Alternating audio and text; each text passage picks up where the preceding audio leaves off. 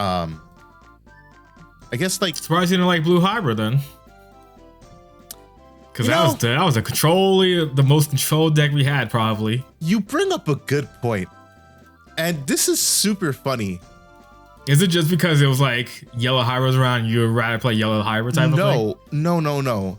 Ever since I got into this, so when I got into this game, I got in playing Shine, and then from Shine I went to playing Mega Zoo. Right.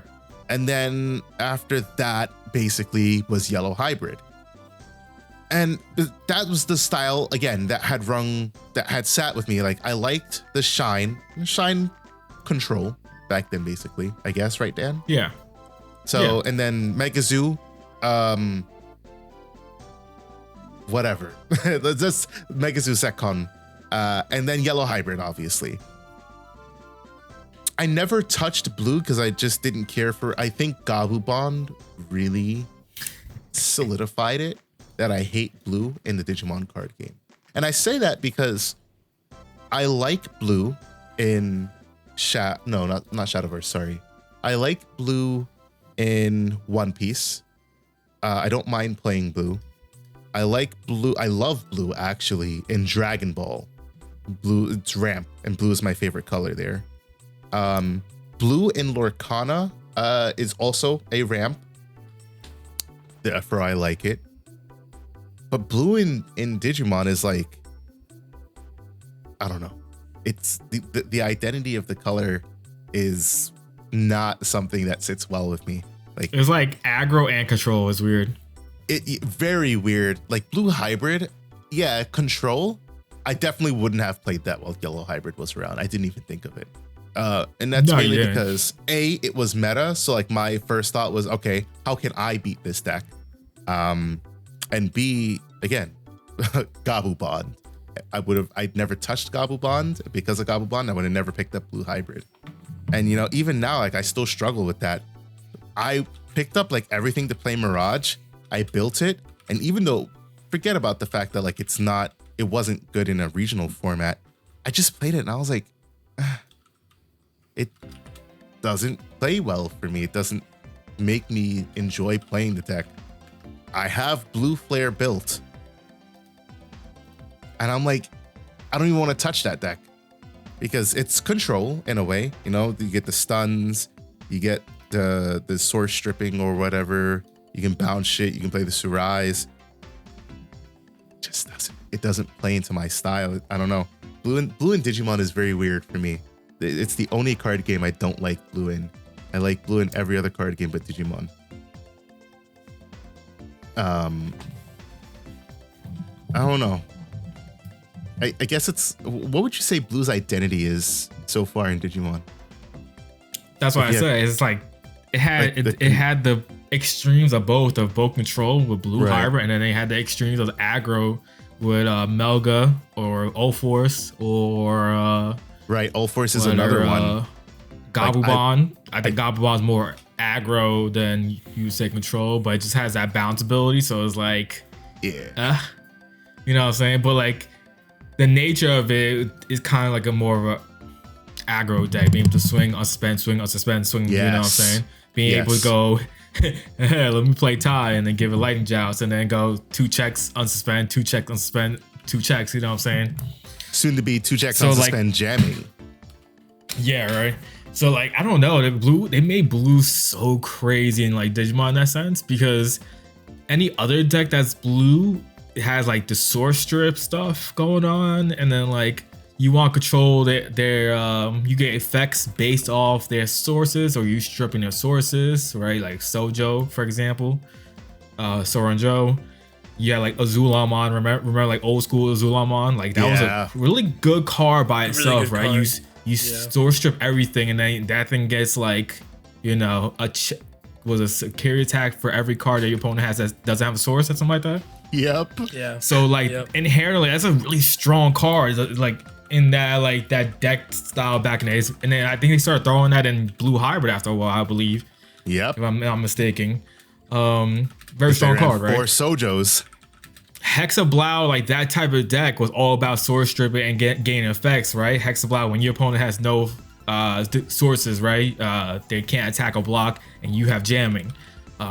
Great idea, you know, principle wise, like on paper, it sounds really cool. It's just, you know, in practice, it didn't turn out to be the greatest because you kind of like easily play around that card.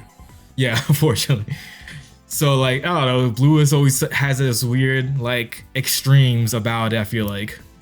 And then now when we get BT14, Zudamon I think is easily the best ace card, most likely. And then the Gomon line is really good in my opinion. Is it the Gomon deck going to do anything by itself? Maybe not really, but you're going to see it splash in a lot of blue decks as support. Bro, the Zudamon is crazy good. Plesio X is like when Plesio X comes out, oh my god, for a rare card. At that, it's when Digivolving, when attacking. That card is really good. Return one of your opponent's Digimon with as many or fewer Digi-Evolution cards as this Digimon to the hand. Crazy. What the hell because even is that? That card has an excellent, like, you can run that in either like the Gomamon Plesio deck or even like Fishstorm because you're playing Gomons in there and Plesio in that. So you can easily go Goma X, whatever champion ultimate, Plesio X with the egg. So that means you can bounce. Or was it bottom deck or bounce? Bounce. Okay, so you can bounce a lot of things probably like when that situation comes out. Like it's kind of crazy to really think about it. Yeah, it's opponent's turn. When you want to get real crazy, you throw in the Guru X stuff right in between, and then you just go Plesio, like your champion ultimate Guru. So you just have Guru X stuff, and then you go Plesio X. I don't know, like just so you can have like that giant stack that you're guaranteed to just like bounce everything.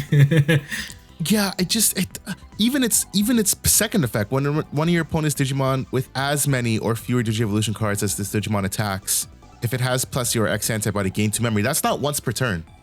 No, it's not. It's just crazy. It just sits there and it's like, oh, you got 3 swings, attack, lose 2, attack, lose 2, attack. Now, granted, you can out it with a Kagazimon, but like the fact that like this card is just sitting here and it's like, yeah, I'll just bounce that back to hand. Like that's what I hate about Mirage. BT11 Mirage, because the card has no downside. The card is literally either I'm bouncing one of your level 5 or lower, so give me something to bounce, or I'm gonna bounce one of your security to hand, which, so let's just call it a trash, right? On top of that, they gain memory for the cards that you have in hand. So either way, they're gonna gain memory. That 4 cost Digivolve, never 4. It's easily 2 to 3, sometimes less, because that deck facilitates it so well. And then you get into the Mirage Burst, and yeah, you can OTK that. Now, I don't care about that, but that Mirage, that BT11 Mirage, is just like, like that. That's a good card. Makes me so aggravated, and I think that's why I like that deck becomes better in training, because instead of a 4 cost Evo, you're always gonna be doing 2 costs Digivolve for 2, and then arguably you gain free memory. Yeah, exactly. For sure. Yeah, Mirage. All Force is another one. All Force. Oh, yeah. I think Mike and I touched on this when we talked about Beelzemon and outing floodgates. All Force is the same thing. I'm going to prevent you from gaining memory, except joke's on you. I'm going to play Rena. Rena lets me unsuspend. No, not even Rena. I'm going to play a Tamer. I get to unsuspend because I played a Tamer, and I'm going to bounce your floodgate back to hand. Then I'm going to gain my memory. It's like, what? And then it's so easy to fulfill this condition because it increases the level for each Tamer you have. So it's like, oh, okay, I got 3 Tamers. I got my Rena, I got a Davis, and I play a V-Tamer. I'll bounce a level 6 back to your hand. No problem. And then I'm going to OTK you. Like, what? It's just, like, blue decks are so weirdly overtuned in Digimon. Like, yeah, they have, like, that perfect balance of, like, having a lot of consistency and then, like, the power to, like, facilitate those type of crazy plays at times. Yeah, I feel like they skirt the ban lists a lot usually. Oh yeah, you know, like they really do. It took forever for promo Worker to get hit. That card for no reason. I think they're waiting on Japan and like other countries getting access to that promo. Maybe. Yeah, I can see that. You know, doesn't help us. It reinforces our separate ban list argument. But like that, you know, Tommy got hit in a reasonable time. We had 2 metas with it. Yeah. And I remember making a post that was like, don't worry, guys. The X antibody is coming out. You can't lose to blue hybrid now, because that was how polarizing blue hybrid was for us. It was like, well, you can't strip my X antibody, so you can't stun me. And then we get a deck like Blue Flare. Can you imagine Blue Flare with 4 Tommies? Gee, like people were doing it. Did they have? I think they had early. that, right? In Japan they had a Blue Flare with 4 Tommies. Yeah, I think that's what they were doing. They were playing Blue Flare with Tommies. My first iteration with Blue Flare, I was like, I gotta throw Tommy in. I gotta throw the little blue hybrid supporter into it, because like it just makes sense type of thing. And you had a lot more space back then, obviously, as well. Now you have a whole archetype, so it's not worth it. For sure. They were playing Blue Flare with Tommy, because why wouldn't you stun things with Metal Gray and then strip sources and stun some more shit with Korikaku? Like, what? Yeah. Yeah, that was some stupid shit. It just, it keeps feeding the blue hate engine.